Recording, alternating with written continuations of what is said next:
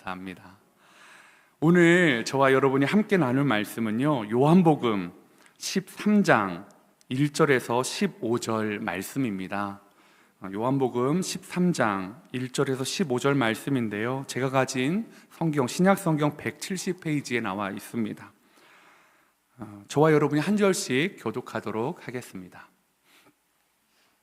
6월절에 예수께서 자기가 세상을 떠나 아버지께로 돌아가실 때가 이른 줄 아시고 세상에 있는 자기 사람들을 사랑하시되 끝까지 사랑하시니라.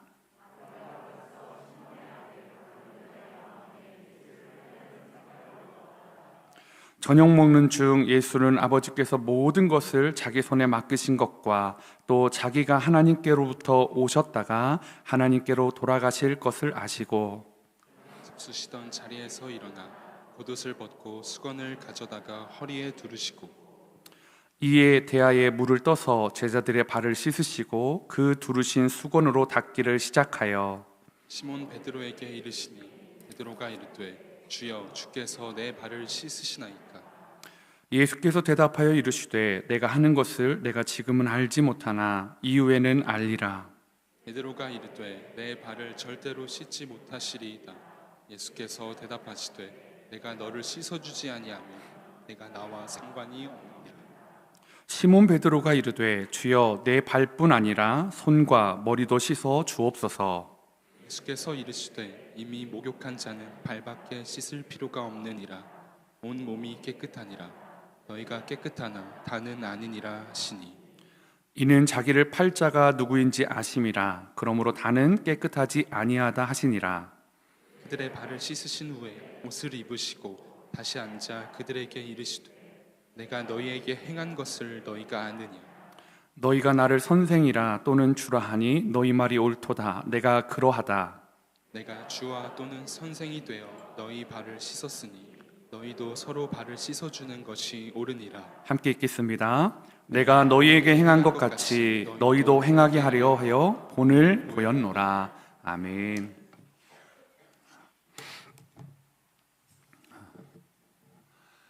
오늘 이 요한복음의 요 장면은요, 아마 여러분들이 매우 잘 아는 이야기의 한 토막일 것 같습니다. 여러 가지 신학적인 해석도 가능하고요, 여러 가지 모습들을 다양하게 볼 수 있는 매우 풍성한 성경의 보고와 같은 장인데, 우리가 지금은 베드로 중심으로 또 고난주간을 베드로를 통해 일하신 하나님, 또 베드로를 반석이 되게 하시는 예수님을 보고 있기 때문에 오늘 이 말씀을 한번 베드로 중심으로 또 여러분과 한번 나눠보려고 합니다. 여러분들은 혹시 이렇게 어느 한 날 정말 많이 축복받는 날이 있으신가요? 아마 보통 생일날 정도가 아마 우리에게 보편적으로 그런 날인 것 같습니다.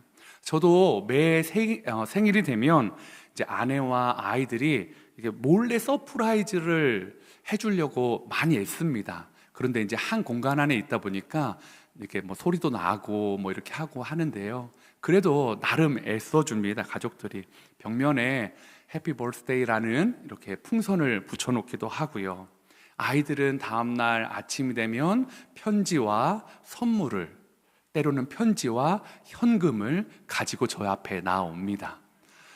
그리고 또 저와 함께 사시는 그분께서는 미역국과 또 이렇게 맛있는 반찬으로 또 이렇게 진수성찬을 베풀어 주시고 또 선물도 이렇게 준비를 해서 전해줍니다. 온 가족의 그날만큼은 초점이 누구한테 맞춰져 있을까요? 접니다. 그날은 참 행복한 날인 것 같습니다. 그래서 그 날이 이렇게 지나가는 게 굉장히 아까울 때가 있습니다. 저녁에 이제 퇴근하고 일과를 마치고 들어갔을 때 이제 12시가 되면 생일이 지나가잖아요. 그러니까 자꾸 이런 걸 각인시킵니다. 아직 생일 안 지났다. 아직 몇 시간 남았다. 아직도 너희들 나한테 섬겨줘야 된다.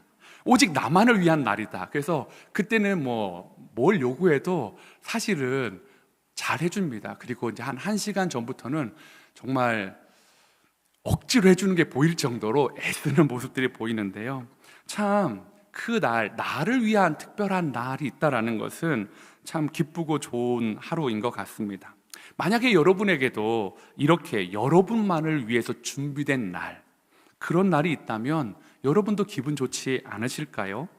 아마 느끼는 감정은 다 다르겠지만 그날에 여러분을 위해서 준비하는 많은 사람들의 수고와 사랑을 안다면 더 많이 기쁘고 고마워하실 것 같습니다.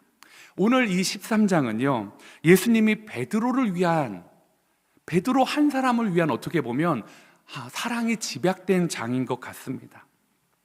오직 예수님이 베드로에게 보여주시기 위해서 베드로에게 집중한 장이 이 요한복음 13장이라고 해도 과언이 아닙니다.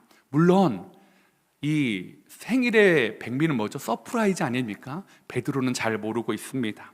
이 날이 자기를 위한 날인지는 까마득히 모른 채 오히려 반대로 자신이 주님을 위해서 섬기는 날이다라고 생각하면서 열심히 일을 하고 있습니다.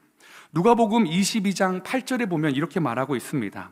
예수께서 베드로와 요한을 보내시며 이르시되 가서 우리를 위하여 유월절을 준비하여 우리로 먹게 하라 라고 말하고 있습니다. 12명의 제자 중에서 예수님이 유월절 장소와 유월절 음식을 준비할 사람 2명을 뽑았는데요, 오늘 누가복음에 보니까 베드로와 요한이다 라고 말해주고 있다라는 거죠. 베드로와 요한은요, 분주하게 지금 유월절 장소와 이 음식을 준비하기 위해 애쓰고 있습니다. 그런데 너무 감사하게도 이 낯선 곳에서 예수님이 장소는 어떻게 구해야 되는지 알려주셨습니다. 물동이를 지고 가는 사람을 따라 들어가서 그 사람에게 선생님과 제자들이 유월절을 지낼 장소를 달라 하면 그 사람이 기꺼이 내줄 거라고 하는데, 정말 그 성 안에서 물동이를 지고 가는 사람을 따라갔는데요, 그 사람이 장소를 대여해 주게 되었습니다. 장소는 해결됐습니다. 뭘 준비해야 될까요? 음식입니다. 유월절 음식의 가장 핵심이 뭘까요, 여러분? 어린 양입니다. 아마 요한과 베드로는 어린 양을 사서 제사장에게 가서 흠이 없다라는 판결을 받고 그 양을 가지고 와서 유월절 음식을 준비해야 되었을 것입니다. 아마 그 일이 가장 중요하고, 그리고 나서 다른 유월절 음식들을 준비하는 일이 만만치가 않습니다. 그런데 베드로는 역시 예수님이 나를 신뢰하고, 그리고 요한 정도는 인정할 수 있지, 요한과 나에게 이 중요한 일을 시키셨구나라고 말하고 생각하고 있었을 것입니다. 왜 그랬을까라고 생각해 보시면, 제자들이요, 이 한 주간 계속 생각했던 것, 말했던 것들이 뭐냐면 누가 크냐라는 그것이었습니다. 예수님과 여행하면서 도대체 누가 크냐고요, 주님? 어떤 사람이 크냐고요? 누구를 제발 제 아들을 이쪽에 앉아주십시오라는 이야기들이 계속 반복하고 있기 때문입니다. 예수님을 시기하는 무리들도 참 많이 있었습니다. 오늘 말씀 앞으로 보면 그 시기하고 죽이려는 무리의 사람들의 그 빈도가 훨씬 더 많이 나오고 있는 것을 우리는 볼 수가 있었습니다. 그런데 베드로와 제자들은 위험이 코앞에 다가왔지만 그래도 예수님이라면, 이러한 기적을 보여주신 이분이라면 능히 이 정도쯤은 이겨나갈 수 있을 거라는 생각이 그들 가운데 있었을 것입니다. 왜냐하면 이들이 예루살렘에 입성할 때 사람들이, 무리가 보여주었던 환대의 모습이 있었기 때문입니다. 그들은 겉옷을 벗어가지고요, 길에 깔았습니다. 나뭇가지를 꺾어다가 또 그걸 가지를 바닥에 깔았습니다. 가지를 또 흔들면서 호산나 호산나 다윗의 자손이여 하며 열렬한 환호를 외쳐 주었습니다. 그야말로 대관식을 위해 예루살렘으로 입성하는 왕의 행렬과 크게 차이가 안 났다라는 거죠. 베드로와 제자들의 마음 가운데는 우리는 곧 왕이 되신 예수님을 볼 수 있을 거야, 백성들도 이렇게 열렬히 환영하는구나 라는 것을 생각하였기 때문입니다. 베드로는 수제자였지만 자신이 음식을 준비하는 것 안에 큰 의미를 두지 않고 있었습니다. 그런데 왜 주님은 베드로와 요한에게 시켰을까라는 생각을 제가 해보게 되었습니다. 베드로 입장에서는 역시 나밖에 믿을 사람이 없지 라고 말할 수도 있겠지만, 예수님은요, 베드로에게, 그리고 요한에게, 특별히 베드로에게 이 유월절에 준비하는 이 시간, 이 하루를 통해서 굉장히 중요한 메시지를 전해주고자 하셨다라는 것입니다.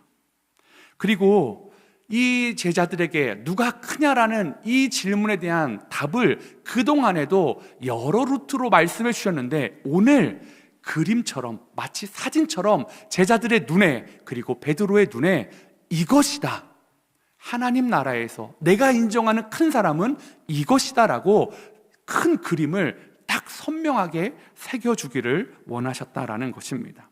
왜냐하면 예수님이 이제 시간이 없기 때문이에요.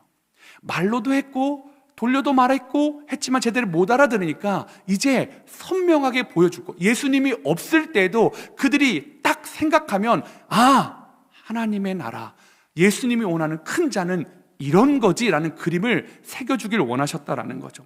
요한복음 13장 1절에 이렇게 말하고 있습니다. 함께 읽겠습니다. 시작. 6월절에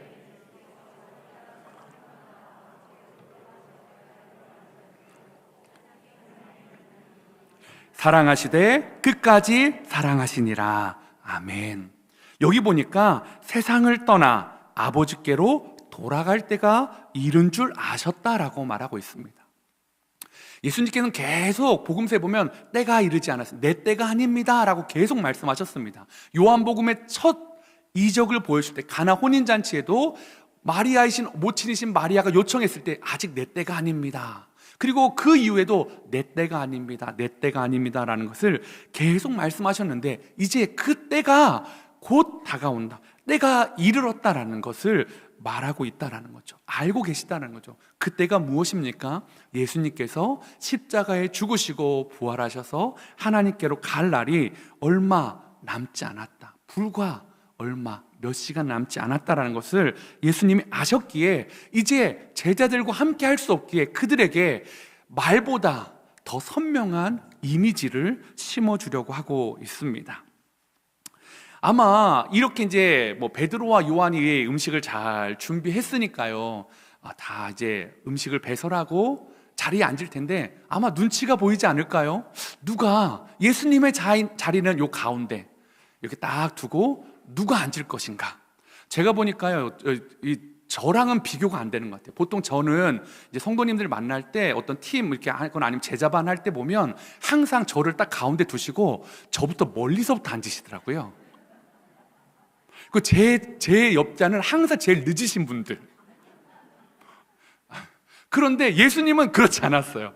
예수님은 그 옆에서부터 앉고 싶었어요. 왜요? 예수님의 좌편과 우편이 얼마나 영광스러운 자리인지를 그들은 알았기 때문입니다. 누가 예수님의 제일 옆에 앉았을까요? 성경에는 요한이다라고 말하고 있습니다. 요한복음 13장 23절에 보면, 오늘 읽지 않았는데요, 이렇게 말합니다. 예수의 제자 중 하나 곧 그가 사랑하시는 자가 예수의 품에 의지하여 누웠는지라. 예수님이 팔을 이렇게 하고 누워서 이제 계실 때 한 제자, 사랑하는 제자는 요한입니다. 요한이 예수님의 품에 안길 정도로 바로 그 옆에 있었다라고 지금 성경은 이야기하고 있다라는 거죠. 그럼 반대편은 누가 앉았을까요? 아닌 것 같아요. 베드로는 아닌 것 같아요. 베드로는 어디에 앉았다라는 이야기가 없습니다. 아닐 수도 있고 맞을 수도 있지만, 그런데 성경은 말하고 있지 않습니다. 그런데 그 요한의 옆자리가 예수님이었다면 그 예수님의 옆자리 바로 최측근에 아마 가룟 유다가 앉아 있을 것입니다. 왜냐하면 다른 성경에 보면 예수님이 그릇에 손을 넣을 때 예수님을 팔 자도 그 그릇에 손을 넣었다라는 거죠. 그러면 여러분, 손이 이렇게 멀지 않으니까요, 그죠? 예수님의 앞에는 특별히 더 잘 놔드렸겠죠. 예수님 편히 드시라고. 그러면 이 반경 안에 있다고 하면요, 아마 가룟 유다가 어쩌면 바로 옆에, 아니면 그 바로 옆에 있지 않았을까라고 생각을 해볼 수 있다라는 거죠. 우리는 보통 요한과 베드로가 앉았지 않을까 하는데 그렇지 않더라고요. 예수님은 사랑하는 자를 옆에 두시고 또 예수님을 배신할 자를 가까이 두고 있는 모습을 상상해 볼 수가 있습니다.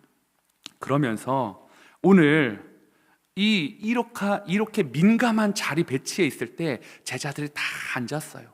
어쩌면 가룟 유다는 예수님 가까이 오는 게 싫었을 거예요. 불편했을 거예요. 왜요? 이미 6일 전에 예수님을 팔기로 다 합의를 보았기 때문입니다. 그런데 예수님 어쩌다 보니까 그 최측근에 앉게 된 것입니다.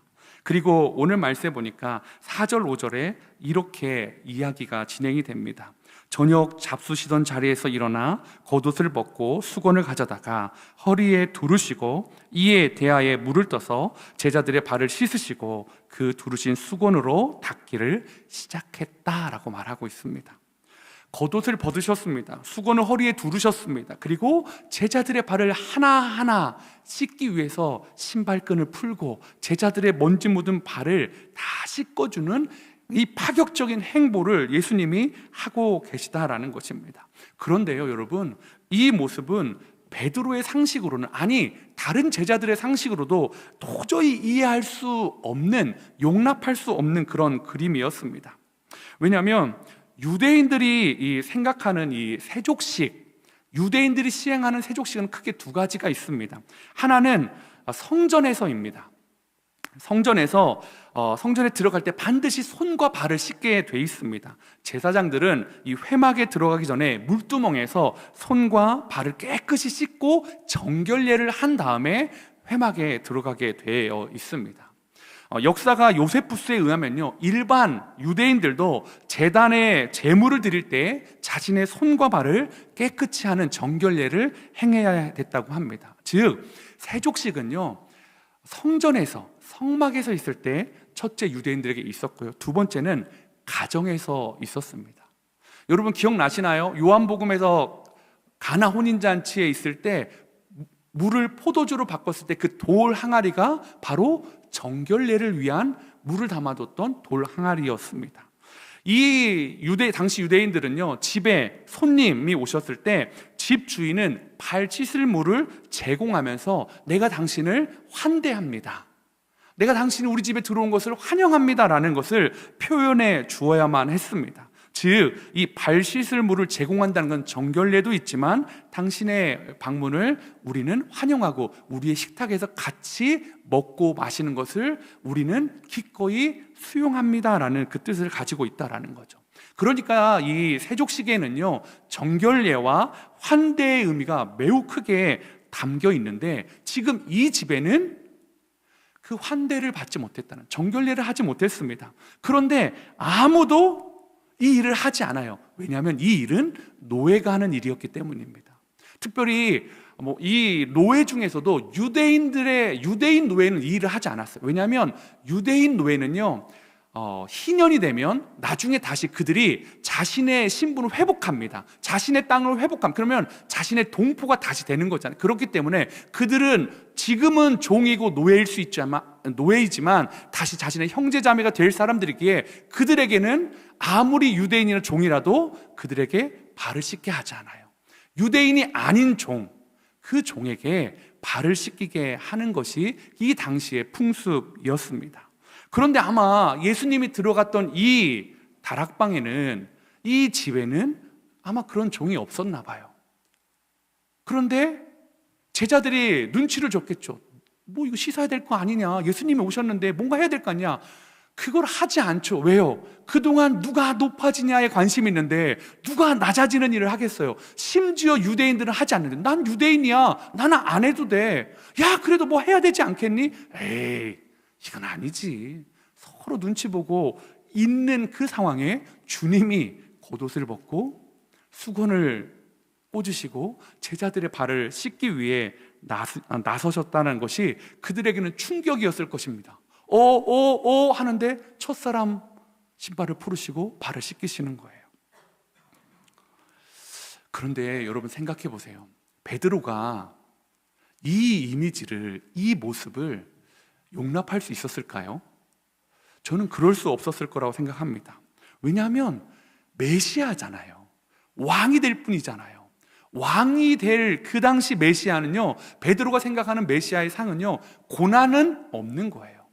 고난받는 메시아 상상할 수 없었습니다. 그래서 어제 말씀드린 것처럼 절대로 그런 일이 있지 않을 거라고 이야기하고 있다라는 거죠. 말도 안 된다고 이야기하는 것입니다. 그런데 고난받는 메시아, 무엇에도 굴복하지 않아야 될 왕이신 메시아가 지금 유대인들이 하지 않는 그 천한 종이 해야 되는 일을 그 일을 하고 있고, 섬기지 않고 섬김을 받아야 될 분이 오히려 섬김의 자리에 있는 존재로 친히 내려가신다?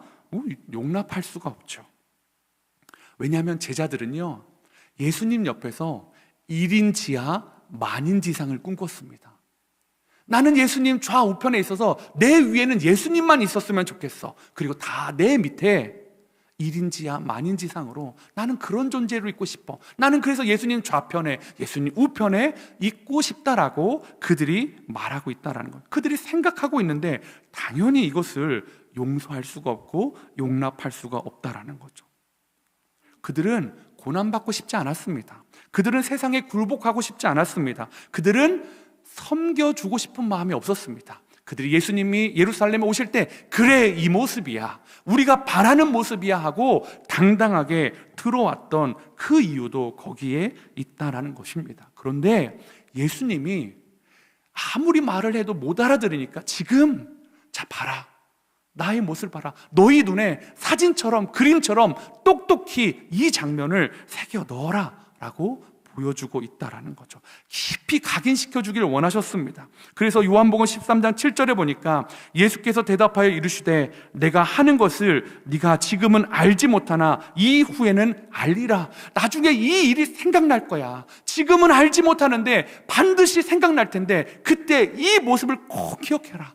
내가, 너희들의 선생님이라고 했던 내가, 너희들이 주님이라고 불렀던 내가 어떻게 너희를 섬겼는지 너희가 꼭 기억했으면 좋겠다. 말이 아니라 이미지로 보여줄게. 잘 눈에 새겨놨다가 너희가 이 뜻을 알았을 때 너희도 이렇게 해라. 지금 예수님께서 베드로의 머릿속에 선명한 그림을 새겨주고 있습니다. 여러분에게는 이 예수님의 모습이 마음속에, 머릿속에 새겨져 있으십니까? 아니면 혹시 여러분도 1인 지하 만인 지상을 꿈꾸십니까?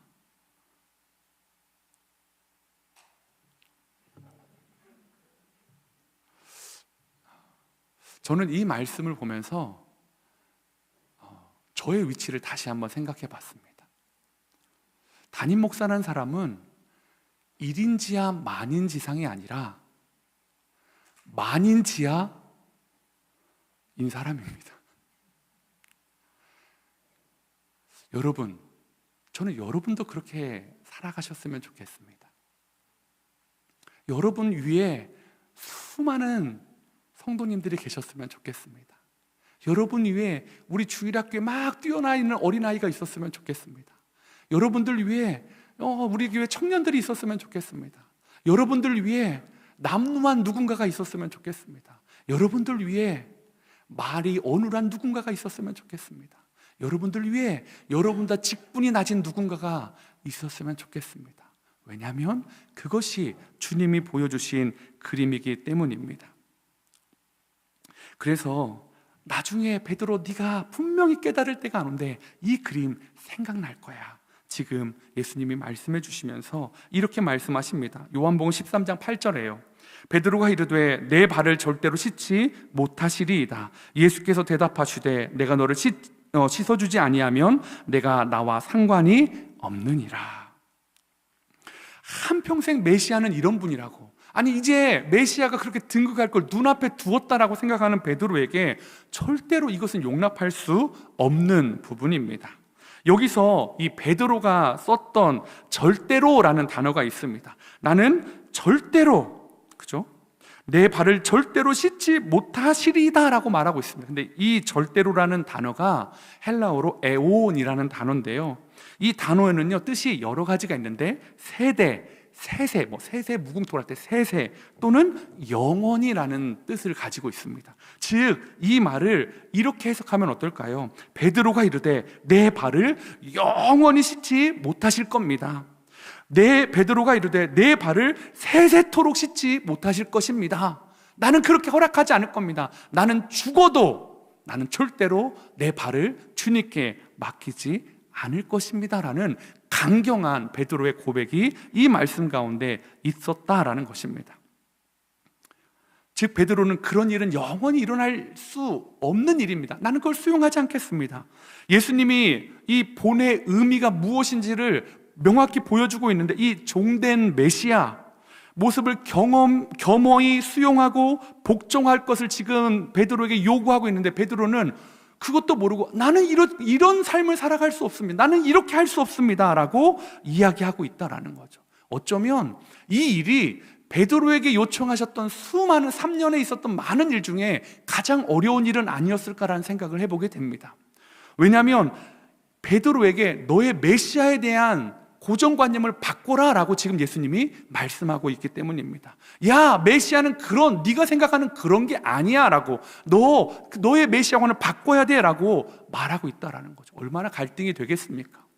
예루살렘을 입성할 때 예수님의 모습이 눈에 선한데요, 그 모습은 새기지 말라고 했는데 눈에 새겨져 버렸는데요, 백성들의 환호 소리는 귓가에 지나갔는데도 여전히 남아있는데요, 그 모습은 주님이 새기지 말라고 했는데도 그냥 새겨져 있어요.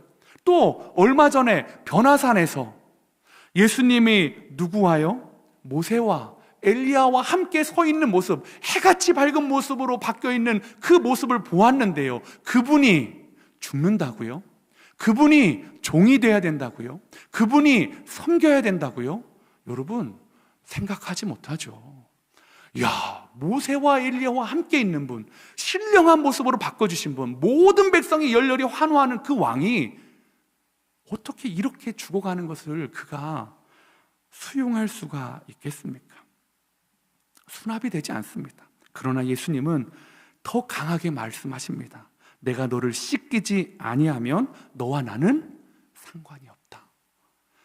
베드로가 절대로 영원히 세세토록 나를 못 씻기겠습니다 하니까 주님이 때가 얼마 남지 않았으니까요, 그러면 나도 너와 절교하겠다, 너도 나랑 상관이 없는 존재가 되고자 하는 것이냐라고 강하게 이야기하고 있다라는 것입니다.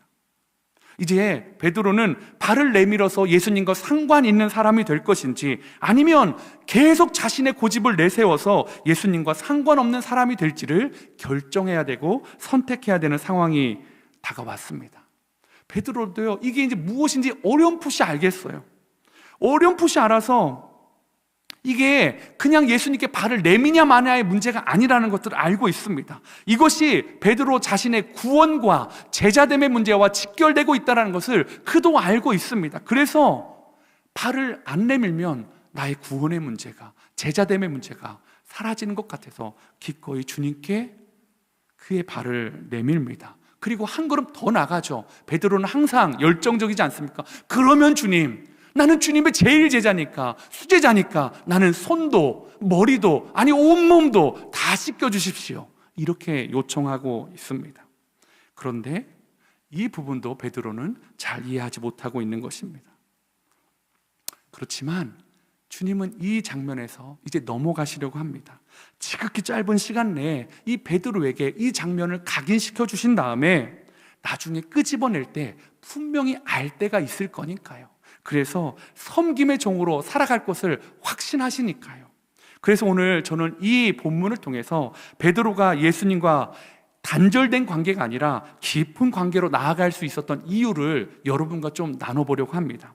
베드로가 예수님과 깊은 관계로 나아갈 수 있었던 이유, 첫 번째는요, 끝까지 사랑하심입니다. 끝까지 사랑하심이었습니다. 제가 고난주간에 계속 말씀하고 있는 것이 이것입니다. 끝까지 사랑하심입니다. 13장 1절에 이렇게 나와 있습니다. 한번 읽어볼까요? 시작.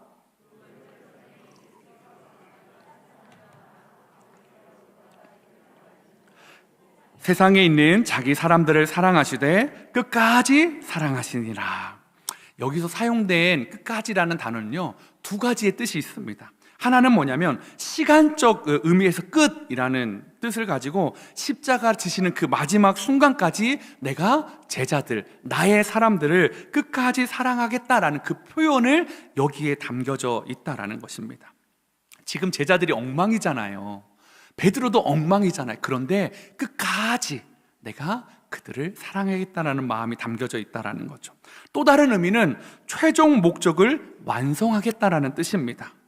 이 십자가상에서 예수님이 다 이루었다라는 말씀을 하십니다. 테텔레스타인이라는 말씀을 하고 예수님이 십자가에서 모든 걸 이루십니다. 그런데 이 테텔레스타인이 상업적인 용어입니다. 내가 대가를, 값을 다 지불했다라는 것처럼 오늘 예수님께서는 십자가상에서 내가 모든 것을 끝까지 다 완료하겠다, 완수하겠다라고 말씀하고 있다라는 것입니다. 즉, 두 가지 모두 시간과 사명의 완수 모두 십자가와 제자들과 주님의 사람들과 연관되어져 있다라는 것입니다. 예수님은 베드로를 포함한 제자들을 십자가에서 구속의 사역을 통해서 그 사랑을 완성시켜 주시고 그들을 끝까지 품고 그들을 사랑하시겠다는 그 예수님의 마음이 이 말 속에 담겨져 있다라는 것입니다. 이 사랑 안에요, 베드로의 노력이, 베드로의 무엇이 조금이라도 들어있나요? 그렇지 않습니다. 오직 끝나지 않는 사랑을 보여주시는 분은 예수님이셨습니다. 베드로가 지금 이해를 하든 못하든 마지막까지 최고의 것, 최선의 것, 영적 교훈을 주시려고 하신 분은 예수님이셨습니다. 그러므로 여러분 안에 혹시 예수님을 끝까지 사랑하지 못하는 모습이 있다면 여러분 너무 두려워하지 마십시오. 우리가 끝까지 사랑하는 것도 있지만요, 우리가 사랑받게 되면 예수님이 우리를 끝까지 사랑해 주심이 먼저였다라는 것입니다. 자기 사람들을 사랑하시되 끝까지 사랑하시는 예수님의 사랑은 우리가 사랑할 만해서 사랑하신 것이 아니라 여전히 부족하고 여전히 죄인이고 여전히 깨닫지 못하지만 나는 끝까지 마지막 날까지 네가 너의 사랑을 완성하는 그 모든 순간까지 너를 끝까지 사랑하겠다라고 말씀하시는 예수님의 선언이 있었다라는 것입니다. 그러면 여러분, 제가 요즘 이 고난주간 예수님의 고난보다는 그 하나님의 위대한 사랑, 예수님의 그 놀라운 사랑에 집중해야 됩니다라고 말씀을 드리니까 이런 생각이 문득 드시는 분이 있나 봐요. 그러면 우리를 어차피 끝까지 사랑하실 거니까 나는 좀 죄를 더 지어도 되나요? 제가 죄 지어도 됩니다. 이 사랑의 한쪽, 이 끝면을 강조하다 보니까 이쪽 면이 좀 해서 그러면 죄를 지어도 되는 건가? 여러분, 죄를 지어도 되나요? 어차피 하나님이 끝까지 사랑하시잖아요. 다 모든 죄를 아시고 사랑해 주시고 결단하셨잖아요. 끝까지 사랑해 주실 거잖아요. 그러면 죄를 지어도 주님이 사랑하시나요? 안 사랑하시나요? 사랑하시죠? 그럼 죄를 지어도 되나요? 안 되나요? 이건 별개인 거죠. 이건 별개의 문제 아닙니까?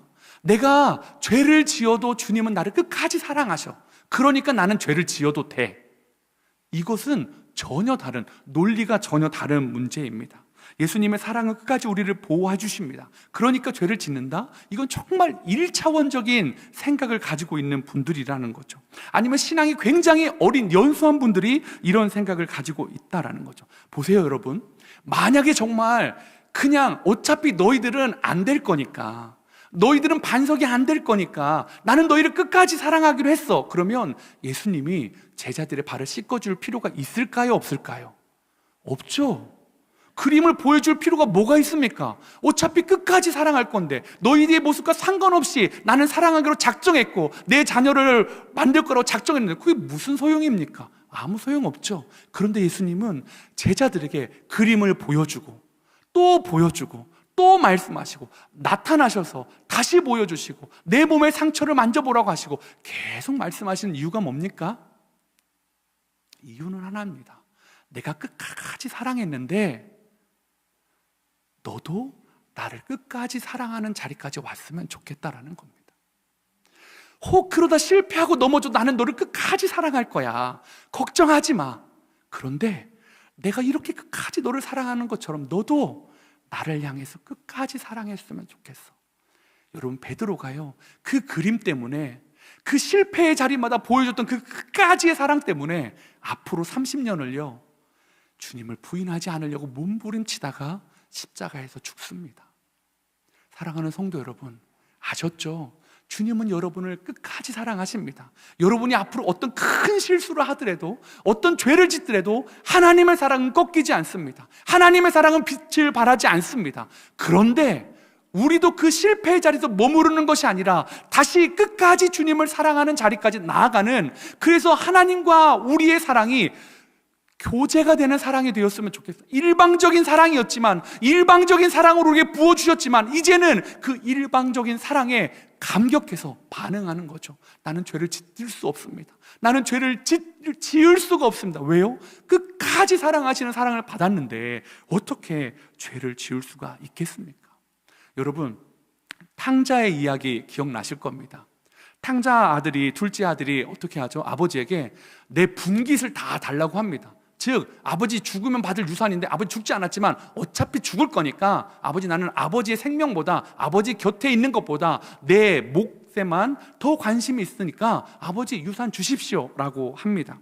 누가복음 15장 12절에 이렇게 이야기합니다. 그 둘째가 아버지에게 말하되 아버지여, 재산 중에서 내게 돌아올 분깃을 내게 주소서 하는지라. 아버지가 그 살림을 각각 나눠 주었더니, 여기서 분깃이라고 썼던 단어가 헬라어로 메로스입니다. 그런데 오늘 이 요한복음 13장 8절, 우리가 아까 읽었던 베드로가 이르되 내 발을 절대로 씻지 못하시리이다. 예수께서 대답하시되 내가 너를 씻어주지 아니하면 내가 나와 상관이 없느니라 할 때, 이 상관이 바로 메로스입니다. 무슨 뜻일까요? 마치 둘째 아들이 이미 아버지의 분깃을 다 가져갔습니다. 유산 다 탔습니다. 이제 아버지의 유산과 아버지의 남겨진 것과 상관이 있나요, 없나요? 없습니다. 나는 아버지와 이별입니다. 나는 아버지께 받을 것 다 받았습니다 라고 선포하면서 나가서 다 진탕탕진하고, 드는 생각이, 우리 아버지의 집의 종들은 지금의 내 모습보다 나은데 내가 돌아가야 되겠다. 아들이 아니라 나를 종으로 써달라고 돌아가야 되겠다라고 하고 돌아옵니다. 이제 아버지와 상관없는 사람입니다. 왜요? 그의 분깃을 다 가져갔으니까요. 그런데 여러분, 아버지는 어떻습니까? 상관없는 아들인가요? 아니요. 늘 동구박 앞에 서서 이 아들이 돌아오기만을 기다립니다. 내 아들, 내 둘째 아들, 그 아들을 기다리시는 것이 이 메로스입니다. 너는 상관없다, 너 이 상관이 없다라고 할 때, 이 말이 주님은 그것에 실패하더라도요 끝까지 사랑해 주신다라고 지금 말하고 있는 것입니다. 이제 우리도 끝까지 예수님만 사랑했으면 좋겠습니다. 사랑하다가 실패할 수 있습니다. 그런데 다시 돌아와서 예수님만 사랑하겠습니다 고백하는 겁니다. 때로는 우리의 시선이 어떤 문제에 고정될 수 있습니다. 돈의 문제에, 건강의 문제에, 어떤 자녀의 문제에 고정될 수 있습니다. 그것을 더 사랑할 수 있습니다. 여러분, 넘어질 수 있습니다. 주님이 다 이해하십니다. 그런데 주님이 이렇게 말씀하십니다. 정신 차리면, 다시 내게 보여준 그림을 보면, 내 말씀을 기억하면 다시 그것이 아니라 나를 끝까지 사랑하는 자리로 돌아오라고 주님이 말씀하고 있다라는 것입니다. 우리 함께 그린 교회 성도님들이 끝까지 예수님을 사랑하는 귀한 성도님 되시기를 축복합니다. 그러면서 베드로가 예수님과 깊은 관계로 나아갈 수 있었던 이유 두 번째는요, 예수님의 중보 기도에 있었습니다. 예수님은 세족식과 이 최후의 만찬을 마친 후에 베드로가 네가 나를 3번이나 부인할 것이다 라고 말씀하여 주십니다. 이 말을 듣는 베드로의 마음이 어떨까요?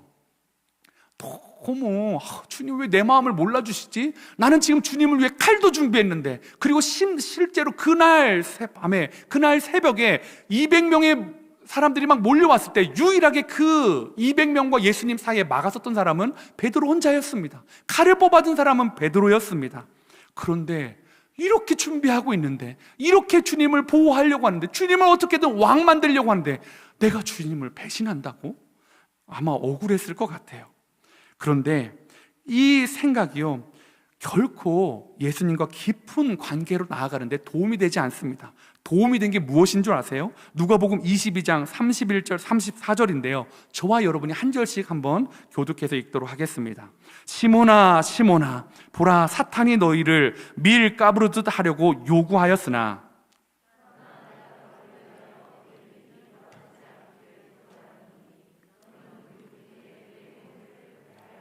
그가 말하되 주여, 내가 주와 함께 오게도 죽는 데에도 가기를 각오하였나이다.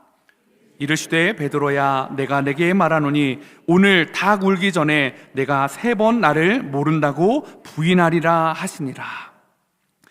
베드로의 믿음이 떨어졌을 때, 부인했을 때, 오늘 32절에 보면 내가 너를 위하여 내 믿음이 떨어지지 않기를 기도하였노라 라고 말씀하고 있습니다. 여러분, 베드로가요, 예수님과 깊은 관계 유지할 수 있었던 이유는 예수님이 베드로를 위한 기도에 있었습니다. 그가 실족해서 가룟 유다처럼 잘못된 기도로 가지 않도록 예수님께서 베드로를 향해 기도하고 있다라는 거죠. 베드로가 믿음이 떨어지지 않도록 반석으로 설 수 있도록 예수님의 눈물 어린 기도가 지금 있었다라는 것입니다. 오늘 제가 이렇게 오전에 우리 성도님 가정에 연로하신 부모님의 복음을 전하려고 해서 이제 가게 되었습니다. 복음을 전하는데요, 사실은 저는 이 부모님을 한 번도 뵌 적이 없습니다. 그냥 우리 성도님을 알기 때문에 가는 상황이었고요. 그런데 이 두 분이 얼마나 절실히 기도했네, 평생의 기도 제목이셨거든요. 연로하셨기 때문에 정말 예수님을 영접하고 정말 또 이렇게 하나님의 자녀로 살아가면 좋겠다라는 마음이 있으셔서 제가 오늘 그러면 가겠습니다 해가지고 갔습니다. 그래가지고요, 여러 이렇게 만담하면서요, 아유 어머니 그러셨어요, 아버님은 그러셨어요, 막 이런저런 얘기하는데 제 생각은 오로지 이제 복음 전하는 거에 있는 거죠. 그런데 너무 감사하게도요, 참 이 두 분이 예수님을 믿기로 결단을 해주신 거예요. 그래가지고요, 이 틈을 놓치지 않고 어머니 아버님, 제가 이게 자녀가 되면 도장 찍는 게 필요한데 도장 한번 찍어주셔야 되는데 하면서 이제 성찬 이제 세례기를 해서 간이 세례기를 이제 세례를 드리는데 받으시겠어요? 했더니 받으시겠대요. 그래서 세례까지 다 할 거, 사진 좀 찍어주세요. 좀 증거도 다 남기고 이렇게 하고 이렇게 돌아왔습니다. 여러분, 제가 가기 전에 엄청 기도하고 갔거든요. 여기서 불 꺼진 이 본당에서 하나님 기도했습니다. 여러분, 저의 능력입니까? 아닙니다. 저의 기도는 짧은 기도입니다. 그냥 간절한 기도입니다. 누구의 기도가 쌓여서 된 걸까요? 자녀들의 기도였습니다. 그 자녀분들이요, 그 며느리가요, 얼마나 절절히 기도했으면 어머니의, 아버지의 언제까지 살지 모르지만 이 나를 정말 예수님 믿으면 좋겠다는 그 심정으로 최대한 어머니 아버지 컨디션 좋은 날, 방해받지 않는 날, 형제자매 방해받지 않고 오로지 집중할 수 있는 날 해가지고요, 얼마나 기도하셨겠어요. 저는 잠깐 기도하고 왔지만 이분들의 평생의 기도가 쌓여져서 그렇게 되어졌다는 것을 저는 오늘 보게 되었습니다. 여러분, 기도는 능력입니다. 믿으십니까? 기도는 능력입니다. 오늘 하나님께서 하나님 우편에 예수님이 앉아 계셔서 저와 여러분을 위해서 기도하고 계십니다. 뭐라고요? 베드로를 위해 했던 기도처럼요, 내가 너희를 위하여 네 믿음이 떨어지지 않기를 기도하였노라. 주님이 이렇게 말씀하실 거예요. 저와 여러분이 주님 앞에 섰을 때, 주님 저 힘들었어요, 정말 힘들었어요, 왜 그때 저와 함께 안 해주셨어요 할 때 주님이 이렇게 말씀하실 거예요. 내가 너를 위하여 내 믿음이 떨어지지 않기를 위하여 기도하고 기도하였노라. 내 아버지의 보좌 옆에서 정말 너를 위해 기도하였노라. 땀방울이 핏방울이 되도록 너를 위해 기도했던 게 나다라고 주님이 말씀하여 주실 것입니다. 그 기도가 돌멩이 베드로, 깨어진 반석 베드로를 깨어지지 않는 반석으로 만들어주게 되었다라는 것입니다. 사랑하는 성도 여러분, 기도는요, 이러한 능력이 있습니다. 오늘 이 밤에 여러분 기도의 자리로 나아가십시오. 하나님이 여러분을 위해, 주님이, 예수님이 여러분을 위해 기도하신다면 여러분도 그 기도의 자리에 나가는 것입니다. 그리고요, 기도는요, 사랑을 전하는 가장 중요한 도구입니다. 내가 누구를 사랑한다? 뭘 해줄 수 있을까요? 기도하는 겁니다. 여러분, 왜 우리가 그래서 가족입니까? 우리가 막 누구한테 돈을 꿔주지는 않잖아요. 근데 왜 가족입니까? 기도해 주니까요. 내 영혼이 잘된 같이 범사에 잘되기를 기도해 주니까요. 간구하는 거니까요. 그래서 여러분, 교회는 가족 공동체입니다. 여러분, 사랑한다면 기도해 주십시오. 사랑한다면 기도를 요청하십시오. 나를 위해 기도해 줘. 그리고 마음을 다해 기도하는 겁니다. 하나님이 들으시고 응답하여 주실 것입니다. 오늘 여러분, 누군가 기도해 줄 사람이 분명히 있을 겁니다. 여러분의 기도가 필요한 누군가가 있을 겁니다. 있지 않으십니까? 누군가 예수님과의 더 깊은 관계로 나가야 될 사람이 있지 않으십니까? 오늘 여러분, 그 사람들을 위해 기도하십시오. 왜요? 주님도 그분들을 위해 기도하실 것이기 때문입니다. 오늘 이 하루는요, 베드로를 위해 준비된 완벽한 하루였습니다. 베드로야, 잘 봐라. 너에게 네가 사명을 감당할 때 지치고 쓰러지고 넘어질 때마다 내가 겉옷을 벗고 수건을 허리에 차고 너의 발을 씻겨줬던 이 그림을 꼭 생각해라.